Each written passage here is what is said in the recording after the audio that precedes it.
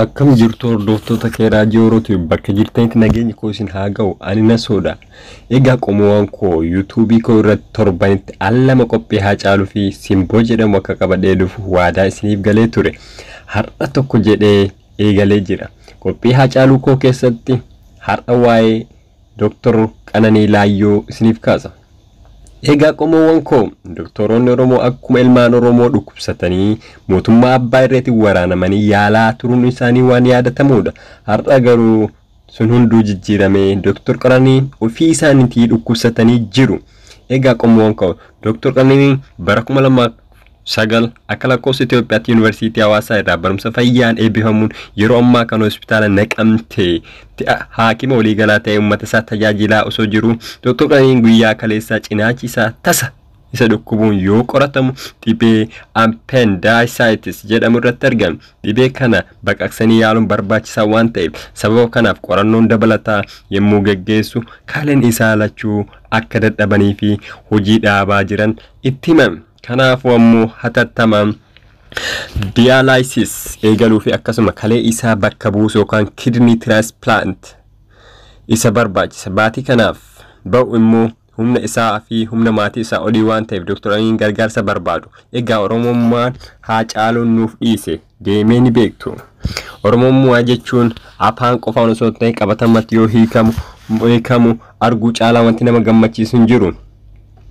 Dhukkubni Dr. Qananii irratti argame Oromummaan maal akka ta'e nu hubachiisa. Ijoon dubbii kan kootii akkas ture. Dhukkubuu Dr. Qananii dhagahee obboleessi keenya Jimmarraa gara Lataa Qananii Aagaatti bilbile. Akka tasaa ta'e Lataan silkii irraa kaasuu hin dandeenye.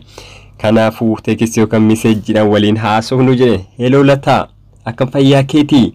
jedhuuniin eegale. Jalqaba Lataanis nagaa isaa deebisee fi ergasii booddee miseejiin akkana jedhu kaa'eef mucichi. Ani barataadha. Baadiyyaa Jimmaan keessa jiraadha. Soolaarii irraa dhagaa guuttadhee fi biyyoo banu waa'ee Dr. Qananiis arge. Garaan kun dadhabe ofumaan of barsiisa. Nama na gargaaru hin qabu. Akkaawuntii koo irraa birrii 50 qofatu jira. 50 san gargaaruun fedha jedhee Lataa Qananii gaafate. Lataanis hayyee jedhe. Akkaawuntii Dr. Qananii banameef itti erge. Bartaan kunis akkuma jedhe qarshii 50 san akkaawuntii irratti galche. Egaa qomoowwan koo Oromummaa yoo hojiitti hiikamu akkana kutaa lammataa hamma walitti deebinutti nagaan tura. Ani Nasoodha. YouTube koo subscribe, like, share gochuun dagatina. Dhaamsi kan koo Oromummaa qabaadha. Oromummaaf jiraadha. Oromummaaf du'aan dhaamsa kooti. Galatooma. Oromummaan bar miidhagummaadha. Aadaa sabaaru waan guddaadha. Googataa ibsuun namummaadha. Wallaaluun bar gadummaadha. Oromummaan bar miidhagummaadha. Aadaa sabaaru waan guddaadha. Googataa ibsuun namummaadha.